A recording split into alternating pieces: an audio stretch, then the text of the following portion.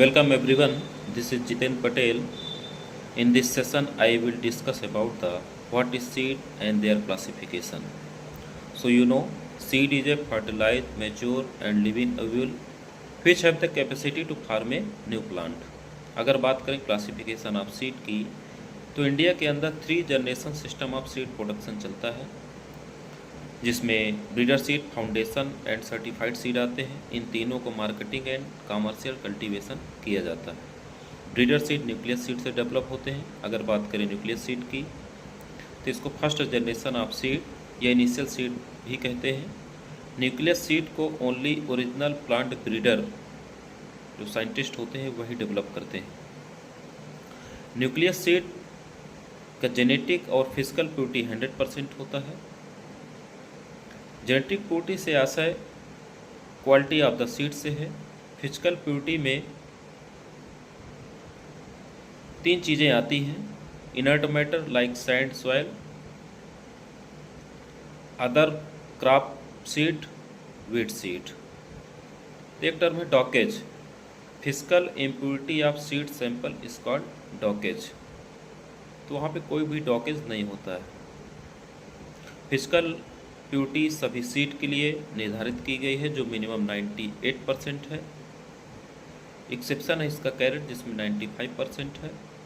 और genetic purity सभी crops के लिए 100% निर्धारित की गई है। इसलिए इसमें कोई भी टैग की आवश्यकता नहीं होती है, क्योंकि कमर्शियल कल्टीवेशन नहीं होता है। अगर बात करें ब्रीडर सीड की, तो breeder seed is the progeny of nucleus seed. Breeder seed को ओरिजिनल प्लांट ब्रीडर ग्रो करता है। इसके साथ साथ स्पॉन्सर्ड प्लांट ब्रीडर भी ग्रो करता है। स्पॉन्सर्ड प्लांट ब्रीडर वो होते हैं जो ओरिजिनल प्लांट ब्रीडर से परमिशन लेके सीड का कल्टीवेशन करते हैं। तो जो इसको ग्रो करने के प्लेस होते हैं ओनली गवर्नमेंट इंस्टीट्यूट होते हैं ब्रीडर सीड में, जिसमें कृषि विज्ञान केंद्र हो सकते हैं, एग्रीकल्चर यूनिवर्सिटी हो सकती है एंड अदर गवर्नमेंट इंस्टीट्यूट हो सकते हैं।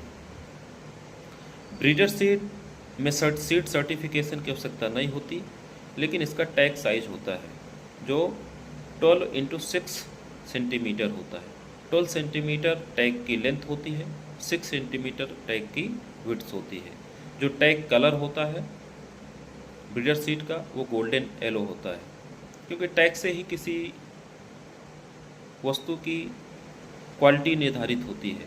जैसे हमें मिल्क लेना है तो हमने अमूल देखा तो हमें एक बिलीव है, तो टैग एक जो है विश्वास दिलाता है कंपनी के प्रति, उसके प्रोडक्ट की क्वालिटी के प्रति। अगर बात करें फाउंडेशन सीड की, तो फाउंडेशन सीड को मदर सीड भी कहते हैं।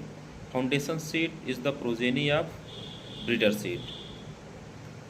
तो फाउंडेशन सीड को भी प्राइवेट कंपनी के अलावा गवर्नमेंट इंस्टीट्यूट भी में डेवलप होता है, जिसका फिजिकल और जेनेटिक प्योरिटी 100% नहीं होता है।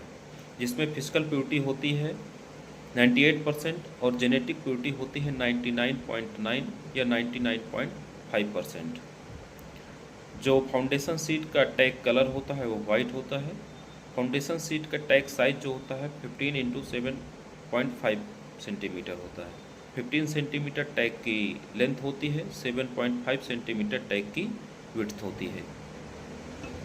अगर बात करें सर्टिफाइड सीड की, तो सर्टिफाइड सीड को का कमर्शियल कल्टीवेशन फार्मर्स भी करता है। सर्टिफाइड सीड फाउंडेशन सीड से डेवलप होते हैं।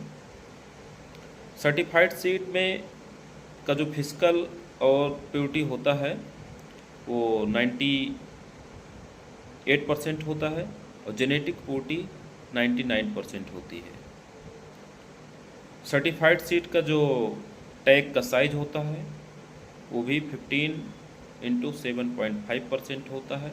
इसका जो टैग कलर होता है अजर ब्लू होता है।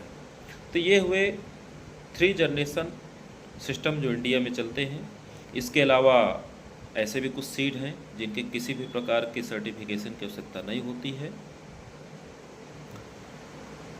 अभी फाउंडेशन और सर्टिफाइड सीड में तो सर्टिफिकेशन की आवश्यकता होती है, लेकिन कुछ ऐसे भी सीड हैं जैसे ट्रूथफुली लेबल्ड सीड, इसमें किसी भी प्रकार के सीड सर्टिफिकेशन की आवश्यकता नहीं होती है।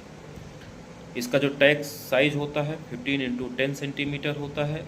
जो टैग का कलर होता है ओपल ग्रीन होता है।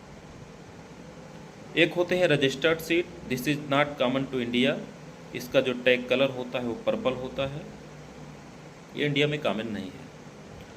अगर मॉइस्चर रिड्यूस करने के पर्सपेक्टिव से देखा जाए तो दो प्रकार के और सीड होते हैं, जिसमें एक है ऑर्थोडॉक्स सीड, जिसका मॉइस्चर लेवल इतना कम कर दिया जाता है यानी कि 5% तक, जिसमें जो एम्ब्रियो होता है तो डॉर्मेंट हो जाता है, डॉर्मेंट कंडीशन में चला जाता है और डिहाइड्रेशन हो जाता है।